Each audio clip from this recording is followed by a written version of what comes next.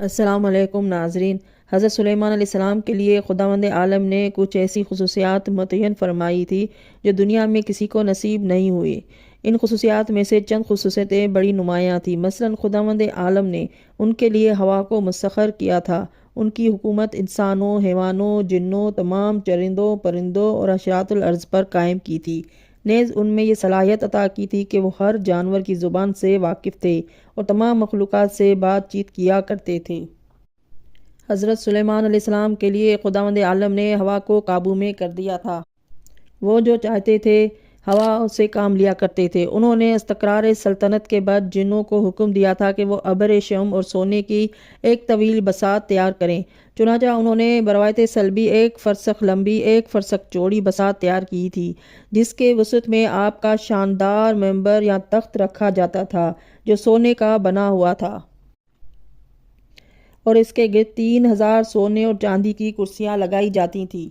سونے کی کرسی پر اس وقت کے انبیاء اور چاندی کی کرسی پر علماء فروکش ہوتے تھے، اور ان کے گرد انسانوں کی صفیں، ان کے گرد جن و شیاطین کی صفیں ہوتی تھیں۔ اوپر پرندے اپنے پروں سے سایہ کیے رہتے تھے۔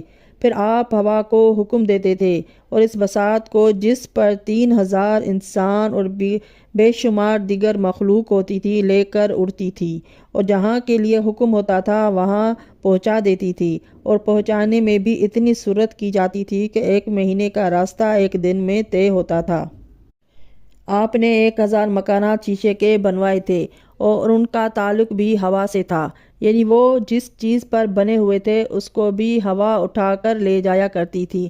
ایک دن جب کہ حضرت سلیمان علیہ السلام ہوا میں پرواز کر رہے تھے، خدا نے فرمایا کہ اے سلیمان، ہم نے تمہارے لیے یہ بھی سہولت دے دی ہے کہ جو بھی کوئی بات زبان سے نکالے گا ہوا تم تک فی الفور پہنچا دیا کرے گی۔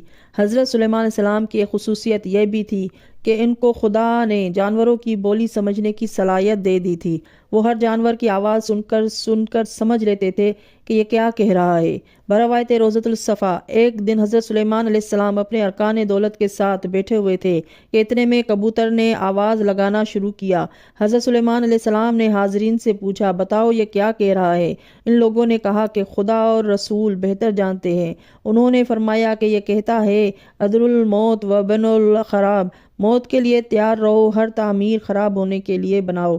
امام سلبی لکھتے ہیں کہ طاؤس مور کی آواز سن کر حضرت سلیمان علیہ السلام نے فرمایا، یہ کیا کہتا ہے؟ کما تدین تدان، جیسا کرو گے ویسا بھرو گے۔ اور ہدہد کی آواز پر فرمایا کہ یہ کیا کہتا ہے؟ من لا یرحم لا یرحم، جو کسی پر رحم نہ کرے گا اس پر بھی رحم نہ کیا جائے گا۔ بروایت امام جعفر صادق علیہ السلام، اذا ما سا قبرت قال اللہم ان مبغضی آل محمد، جب کبرا محل عبادت یعنی کبوتر محل عبادت میں بولتا ہے تو کہتا ہے، خدایا آل محمد سے بغض رکھنے والوں پر لعنت کر۔ حضرت سلیمان علیہ السلام نے کبرا کے سر پر ہاتھ پھیرا تھا، اسی لیے اس کے سر پر تاج خدا نے قائم کر دیا ہے۔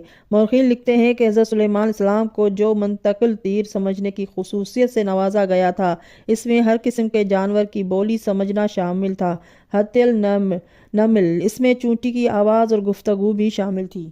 اللہم صلی علی محمد و آل محمد۔